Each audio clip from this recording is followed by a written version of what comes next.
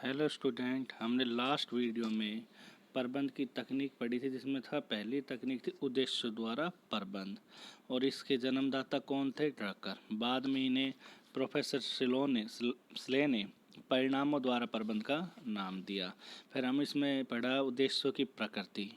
ठीक है, उसके बाद उद्देश्यों द्वारा प्रबंध लाभ या गुण पढ़े। तो इसमें पहला पॉइंट था हम संस्था के लाभ, उसके सब पॉइंट थे, यानी कि पहला था श्रेष्ठ प्रबंध। इनमें का अगर उद्देश्य निर्धारित हो जाए तो हम आसानी से प्रबंध कर सकते हैं। श्रेष्ठ नियोजन, नियोजन का मतलब प्लानिंग, पूर्वानुमान, तम कार्य योजना आसानी से बना सकते हैं।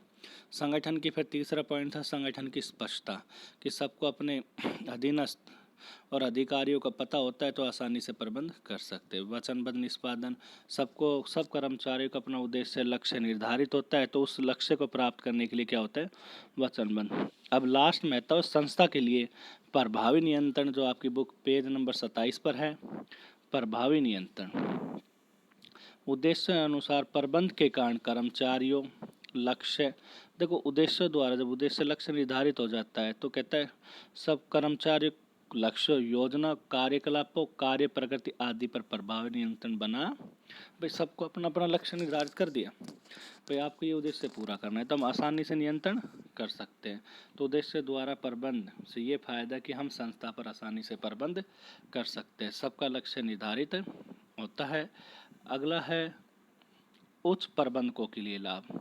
पहले तो हमने एक संस्था के लिए लाभ पढ़ा, अब उच्च प्रबंधक जो जैसे सीईओ वगैरह थे, उसमें मैनेजिंग डायरेक्टर वगैरह, संचालक मंडल, 3 स्तर थे ना, उच्च स्तर, मध्य स्तर, निम्न स्तर। तो उनके लिए क्या लाभ है? तो उनके लिए लाभ है उच्च प्रबंधकों के लाभ। उद्देश्य अनुसार प्रबंध में उच्च प्रबंध को भी लाभ प्राप्त होते। ये लाभ है निम्नलिखित। पहला है अधीनस्थों का मार्गदर्शन करने में आसानी। भाई जो उच्च स्तरीय प्रबंधक है, क्योंकि हमने पढ़ा था उच्च स्तरीय प्रबंधक क्या करता है? उद्देश्य निर्धारित करता है। लास्ट वीडियो में होगा उच्च स्तरीय प्रबंधक के कार्य, तो उद्देश्य निर्धारित करता है। जब उच्च स्तरीय प्रबंधकों को अपना उद्देश्य लक्ष्य पता लग जाएगा तो क्या करते हैं? वह अधीनस्थों के लिए मार्गदर्शन करने में आसानी होती है। अपने जो मध्य स्तरीय प्रबंधक है, निम्न स्तर, उनको एक लक्ष्य दे देते हैं तो उनका आसानी से मार्गदर्शन कर लेते हैं। ठीक है। अधीनस्थों के कार्यों के मूल्यांकन का उचित आधार मिल जाता है। अब सबको अपना अपना लक्ष्य बता दिया। जैसे भाई उच्च स्तरीय प्रबंधक क्या करते हैं कि हमें विक्रय 1 लाख के पार ले जानी, एक उद्देश्य निर्धारित करने और नीतियां बना दी, केवल नगद माल बेचा जाए। अब वो जब नीचे अपने अधीनस्थों को दिया जाता है, जैसे मध्य स्तरीय प्रबंधकों को 4 जोन बना दिए, उत्तरी जोन, ठीक है, दक्षिणी जोन हो गया, पश्चिमी जोन। अब उससे पता लग जाए किस क्षेत्र में विक्रय में वृद्धि हुई है, किस क्षेत्र में नहीं, तो कार्यों का आसानी से मूल्यांकन कर सकते हैं। अधीनस्थों को आसानी से अभिप्रेरित क्या बताया था? कार्य करने की शक्ति तो है परंतु उनमें इच्छा नहीं। तो अधीनस्थों को प्रेरित किया जाता है कई तरह से। वित्तीय, अवित्तीय प्रणाली होती है अभिप्रेरित करने। पैसे का इतना अगर आपने टारगेट का पूरा कर लिया तो हम आपको यहाँ घूमने दे देंगे, इतना पैसा बोनस मिलेगा, ठीक है। अवित्तीय, शाम पट संस्था के बाहर उसका फोटो लगा के उसको सम्मान या स्टेज पर सम्मान दे दिया। अवित्तीय विभागों एवं कर्मचारियों के मध्य समन्वय सरल हो जाता है। विभागों एवं कर्मचारी, देखो एक संस्था में अनेक विभाग हो सकते हैं, marketing department, production department, purchase department, अलग अलग डिपार्टमेंट हो सकते हैं, सेल्स डिपार्टमेंट, तो उनके बीच भी तो तालमेल होना चाहिए। मान लो मार्केटिंग डिपार्टमेंट ये कहता है कि बाजार में तो इस डिज़ाइन के प्रोडक्ट की मांग है, परंतु अगर प्रोडक्शन डिपार्टमेंट उस तरह का डिज़ाइन नहीं बना के देता तो मार्केट में माल नहीं बिकेगा। तो जब तक इन दोनों में तालमेल नहीं होगा तो क्या होगा? संस्था ग्रोथ नहीं कर सकती, इसलिए इनमें तालमेल भी बैठाता है। यानी कि अब देखो कोविड-19 चला भाई, ये 19 के बाद या 3 महीने बाद इन चीज़ों की मांग होगी। मार्केटिंग डिपार्टमेंट रिसर्च करता है भाई कि इंटरनल जैसे मोबाइल के पार्ट्स कम होंगे, चाइनीज़ प्रोडक्ट ऊपर में क्या होगा? बैन होगा। तो क्यों ना वो कह देता है भाई इन चीज़ों की मांग हो तो कंपनी को इस तरह के प्रोडक्ट बना लेना चाहिए। अगर साथ नहीं देगी, तालमेल नहीं होगा, समन्वय, तो संस्था अपने लक्ष्य को प्राप्त नहीं कर पाएगी।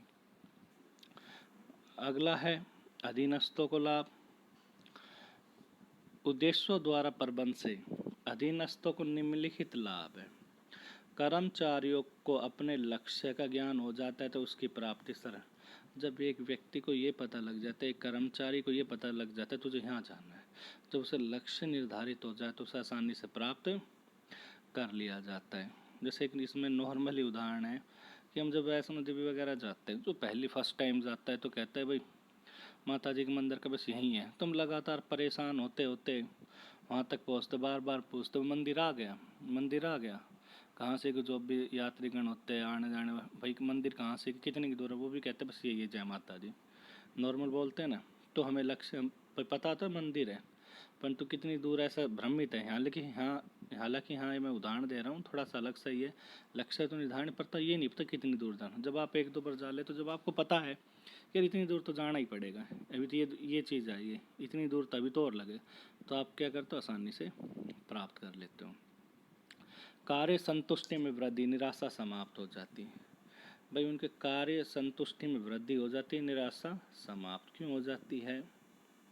कि उन्हें ये पता लग जाता है कि आपका लक्ष्य ही है, तो उसे प्राप्त करने के लिए वो क्या रहते हैं, तत्पर। उस लक्ष्य को प्राप्त करने से तो उनके अंदर निराशा तो समाप्त हो जाती है, उनकी संतुष्टि में वृद्धि होती है। अधीनस्थ अधिक कार्य करने के लिए प्रेरित, जो उनके अधीनस्थ है अधिक कार्य करने, क्योंकि उनके लक्ष्य निर्धारित है, भैया अगर आप ये टारगेट पूरा करते हो तो आप ये बेनिफिट में, तो अधीनस्थ अधिक कार्य करने के लिए प्रेरित होते हैं। वे अपने अधिकारियों की अपेक्षाओं को भली प्रकार समझ सकें, क्योंकि अधिकारी कौन है, जैसे उच्च स्तरीय प्रबंधक हैं, उनके अधिकारी कि उनसे क्या अपेक्षा रख रहे हैं, ठीक है, उनको क्या आदेश दिया था, उनका अधिकारों का भारार्पण किस लिए किया था, अब उनका क्या दायित्व बनता है उसका पूरा करने के लिए, तो उसे अच्छी भली प्रकार से समझ सकते हैं। वरिष्ठ प्रबंधकों से निरंतर संपर्क बना रहने के कारण भ्रांतियाँ उत्पन्न नहीं होती, क्योंकि लगातार जो मध्य स्तरीय निम्न स्तरीय प्रबंधक आते हैं इसके अंदर, तो जो उच्च अधिकारियों से इनका संपर्क बना रहता है, तो बीच में जो संप्रेषण है तो उससे भ्रांतियाँ उत्पन्न नहीं होने के रहने के कारण भ्रांतियाँ उत्पन्न नहीं होती, क्योंकि अगर ऊपर संपर्क नहीं हो तो सूचना ऊपर से चलती है तो बीच में लोप हो जाता है, वह सूचनाओं का लोप, तो भ्रांतियाँ उत्पन्न हो जाती है। जैसे भ्रांतियों का मतलब ये होता है, जैसे आप कोई सूचना कहने ज़्यादा महाभारत देख रहे हो, तो उसमें जब अश्वत्थामा को मारा जाता है भीम द्वारा, किसको, हाथी को, तो वो विश्वास नहीं करता किस पर, कि भीम अश्वत्थामा को नहीं मार सकता, तो उसे एक चीज़ पता होता है कि युधिष्ठिर ही सही बता सकता है, क्योंकि उसे पूर्ण विश्वास था गुरु द्रोणाचार्य को, भीम अश्वत्थामा को नहीं मार सकता। तो कहता है क्यों ना मैं युधिष्ठिर, उस तरह होगा ना, क्योंकि वो सेनापति था, प्रधान और सत्यवादी था, धर्मराज युधिष्ठिर, तो उससे जाके पूछता क्या तुमने अश्वत्थामा को मारा, तो जब भी वहाँ सही बोलता है हाँ कि गुरुदेव अश्वत्थामा मारा गया, परंतु एक सूचनाओं का लोप हो जाता है, जोर से शंख ध्वनि कर दिए जाते, तो उसमें ये सुनाई नहीं देता उसको कि अश्वत्थामा मारा तो गया, इतना सुना, ये सुनाई नहीं देता कि हाथी मारा गया, तो हाथी मारा गया तो सूचना लोप होने के कारण हो जाती ना दुर्घटना। तो यहाँ भ्रांतियाँ उत्पन्न नहीं होती, क्योंकि उसको ये पता लग गया था भाई इस बंदे ने कही, उस स्तरीय ने संपर्क था, तो ये झूठ नहीं। ऐसे उस अगर उस अधिकारी से संपर्क में रहते हो तो इनके अंदर भ्रांतियाँ उत्पन्न नहीं होती। वैकल्पिक पहलपन व क्षमता में वृद्धि। वैकल्पिक पहलपन हमने फ्योल द्वारा सिद्धांत पढ़ा था। पहलपन का मतलब होता है, देखो जो अपने अधीनस्थ कर्मचारी, हो सकता है हमें अच्छा सुझाव दे, हमें ये डांट कर नहीं तेरे बस की समझ में नहीं आती, तेरे बस की नहीं, तो हमसे जूनियर है। जैसे गब्बर फिल्म देखी हो आपने, जब होता हवलदार, सर गब्बर को मैं पकड़ सकता हूँ, जब जो सीनियर एसपी वगैरह क्या कहते हैं, जब हम इतने बड़े अधिकारी उसको नहीं पकड़ पाए तो कैसे पकड़ पाएगा, तो उसकी पहल क्षमता के विकास को क्या होता है, दबाया जाता है, ठीक है, जा तेरे बस की नहीं। तो यहाँ कहता है वैकल्पिक का मतलब हो गया एक कर्मचारी, क्योंकि हमने उद्देश्यों द्वारा प्रबंध स्टार्ट किया था, तो एक सबसे पहले एक परिभाषा पढ़ी थी कि वैकल्पिक और संगठनात्मक दोनों की प्रभावशीलता बढ़ाते हैं, यानी संगठन के विकास में वृद्धि करता है और कर्मचारियों के, जब कर्मचारी को अपना उद्देश्य निर्धारित, तो वैकल्पिक पहलपन यानी कोई सिर्फ काम करने की आगे से क्षमता, पहलपन का मतलब जैसे कोई सुझाव देना, तो यहाँ यही कहता है कि अगर उसका सुझाव अच्छा लगे तो उसे इनाम भी दें, तो पहलपन का विकास होता है। तो हमने पढ़े आज किसके द्वारा, उद्देश्यों द्वारा प्रबंध के लाभ, संस्था के लाभ, कुछ कल 5-4 पॉइंट पढ़े था, आज पढ़ा था प्रभावी नियंत्रण। जब उद्देश्य निर्धारण तो प्रभावी नियंत्रण हो जाएगा। अगला पॉइंट है जैसे अब प्रभावी नियंत्रण ये लगा लो ना, आज यूट्यूब पे या जैसे पढ़ोगे तो आपको एक पूरा पता होता है कि आपका होमवर्क कितना है, तो आप अपने पेरेंट्स से झूठ नहीं बोल सकते, तो आप पर आसानी से नियंत्रण कर सकते हैं। उच्च प्रबंधकों को लाभ पढ़े हमने कि 5 लाभ थे कि मार्गदर्शन में आसानी, कार्यों के मूल्यांकन का उचित आधार, अभिप्रेरित समन्वय को सरल करता है। ठीक है जी। अब है लास्ट जो हमने पढ़ा, लक्ष्य का ज्ञान हो जाता है, संतुष्टि में वृद्धि होती है, अधिकारों की अपेक्षाओं की भली समझ सकते, भ्रांति उत्पन्न नहीं होती, पहल क्षमता का विकास। ठीक है, अब इसकी सीमाएं नेक्स्ट वीडियो में पढ़ेंगे।